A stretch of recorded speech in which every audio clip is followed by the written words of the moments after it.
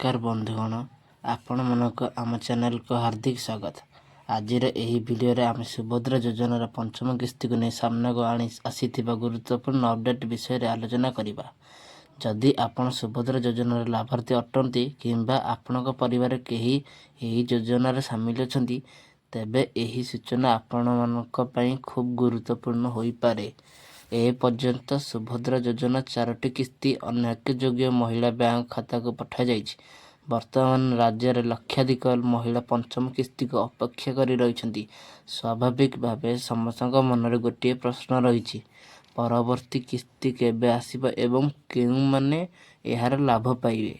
विभिन्न गणमाध्यम प्रकाशित सूचना अनुसार रक्षाबंधन अवसर में पंचम किस्ती जारी करिवार योजना थिबा कुहा जाइछि। तेबे सठिक तारीख एवं अंतिम सूचना सरकार आधिकारिक घोषणा पर ही निश्चित हेब। तेणु गुजब खबर उपर नुहे, आधिकारिक सूचना उपर विश्वास करने उचित। एही किस्ती योग्य लाभार्थी पाई खाता को डीबीटी व्यवस्था माध्यम सीधा सड़क 5,000 पठाଯିବ। एही अर्थ कौन मध्यस्थ किंबा दलाल माध्यम नहीं, सीधा बैंक खाता जमा हेब।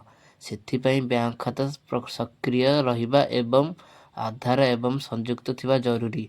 जदि आपणकर एपर्यंत निजर ई-केवाईसी संपूर्ण करिनाहांती किंबा बैंक खातार कौन समस्या रही तेबे शीघ्र सेगुड़ी ठीक कर दियंतु। छोट छोट त्रुटि जोगु केबे टंका जमा हेबार विलंब होई पारे। सुभद्रा योजनार उद्देश्य हेउची राज्यर महिला मानक आर्थिक भावे सशक्त करिबा। एही योजना माध्यम अनेक महिला निजर दैनंदिन आवश्यकता पूरण करने सहित छोट छोट संचय एवं स्वावलंबी हेबा दिगरे आगक बढ़ुछंती। सोशल मीडिया रे प्रतिदिन विभिन्न तारीख एवं दाबी भाइराल होछि, किंतु प्रत्येक सूचना सठिक होई न थाए। सेथिपाई जे कोनोसी खबर को विश्वास करिबा पूर्वरु सेही सूचना आधिकारिक कि नुहे निश्चित भावे जांच करंतु। जदि पंचम किस्तीर तालिका किंबा अन्य कौनसी नुआ घोषणा सरकार पक्षर जारी हुए तेबे एही सूचना को विस्तृत भावे आम परवर्ती भाव आलोचना करिबा। बे सबुठारु बड़ प्रश्न हेउची पंचम किस्तीर टंका केउ महिला मानक मिलिबो। जेउ लाभार्थी आवेदन सफल भावे जांच होइछि एवं जेउ माने योजनार समस्त योग्यता पूरण करुछंती सेमानकर ही परवर्ती किस्तीर लाभ पाइबे। जदि कौनसी तथ्यर त्रुटि थाए तेबे ताहार सावधान करने जरूरी। अनेक लाभार्थी जानिपाकु चाहुछंती जे जदि पूर्वर कौनसी किस्ती मिली नाही तेबे परवर्ती किस्ती सह सेही टंका मिलिबो कि नाही। यह कौनसी मामलार जांच एवं सरकारी निष्पत्ति पर निर्भर करे। सेथिपाई ए भली विषय आधिकारिक सूचना अपेक्षा करबा उचित। जदि आपणक बैंक खाता सह आधार संजोग नाही किंबा बैंक नाम, जन्म तारीख किंबा अन्य कौनसी तथ्यर अमिल रही तेबे सही समस्या को शीघ्र समाधान करंतु। यह टंका पाइबार विलंब एक कारण होई पारे। यह सहित मोबाइल नंबर बैंक खाता सह संयुक्त थिले टंका जमा हेबा पर संदेह मध्य मिल जियो। यह द्वारा आपनक सहजरे जानि परिबे जे टंका आसीची कि नहीं। वर्तमान सोशल मीडिया रे अनेक भूल वीडियो एवं भूल तारीख प्रचार होउची। तेणु कौनसी खबर देखिबा मात्रे ताहाकु सत्य बोली विश्वास करंतु नहीं।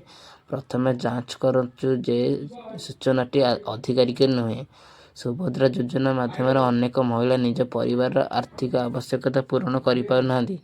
एही सहायता राशि दैनंदिन खर्च, संचय एवं छोट छोट आवश्यकता पूरण सहजय होउची। आपणक निकटस्थ कौनसी नुआ सूचना आसिले किंबा कौनसी समस्या हेले संपर्कित सरकारी कार्यालय किंबा अधिकृत सेवा केंद्र सूचना नेबा भल। यह द्वारा आपणक सठिक तथ्य पाई परिबे। पंचम किस्ती को नहीं जेपरी नुआ आधिकारिक घोषणा आसिबा तेबे समस्त सूचना को आम परवर्ती भाव में विस्तार आलोचना करवा। शेष भाग पंचम किस्ती को संबंधित सबुठारु गुरुत्वपूर्ण कथा जापर। शेष में पुणी थे कही रखुची सुभद्रा योजना पंचम किस्ती को नहीं लाभार्थी मानक मध्य बहुत उत्साह रही, किंतु से कौन तारीख किंबा सूचना सरकार आधिकारिक घोषणा पर ही चूड़ांत बोली धरवा उचित। जदि आपण एही योजनार लाभार्थी तेबे निजर बैंक खाता सक्रिय अछि कि नहीं, आधार सह बैंक खाता संयुक्त अछि कि नहीं एवं ई-केवाईसी संपूर्ण होइछि कि नहीं निश्चित भाव जांच करंतु। यही छोट छोट विषय भविष्य समस्या बचाई पारे। जदि कौनसी कारण आपणक खाता टंका आसी न थाए ତେବେ ଘରର ଘବରନ୍ତୁ ନାହିଁ। ପ୍ରଥମେ ବ୍ୟାଙ୍କ ଯାଞ୍ଚ କରନ୍ତୁ, ତାପରେ ସମ୍ପର୍କିତ ସରକାରୀ କାର୍ଯ୍ୟାଳୟ କିମ୍ବା ଅଧିକୃତ ସହାୟତା କେନ୍ଦ୍ର ସହ ଯୋଗାଯୋଗ କରନ୍ତୁ। ସଠିକ୍ ସୂଚନା ହେଲେ ସମସ୍ୟାର ସମାଧାନ ସହଜ ହୋଇପାରେ। ସୋସିଆଲ ମିଡ଼ିଆରେ ଅନେକ ଭୁଲ ମେସେଜ ଏବଂ ଲିଙ୍କ ଘୁରି ବୁଲୁଛି।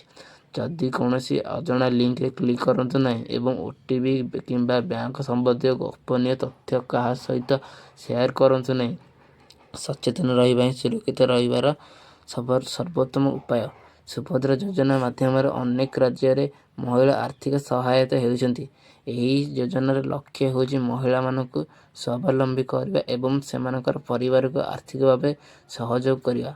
ଆମେ ଆଗାମୀ ଦିନରେ ମଧ୍ୟ ସୁଭଦ୍ରା ଯୋଜନା ସମ୍ବନ୍ଧୀୟ ପ୍ରତ୍ୟକ୍ଷ ଆଧିକାରିକ ଘୋଷଣା ଏବଂ ନୂଆ ସୂଚନାକୁ ଆପଣଙ୍କ ପାଖରେ ପହଞ୍ଚାଇବାକୁ ଚେଷ୍ଟା କରୁଛି।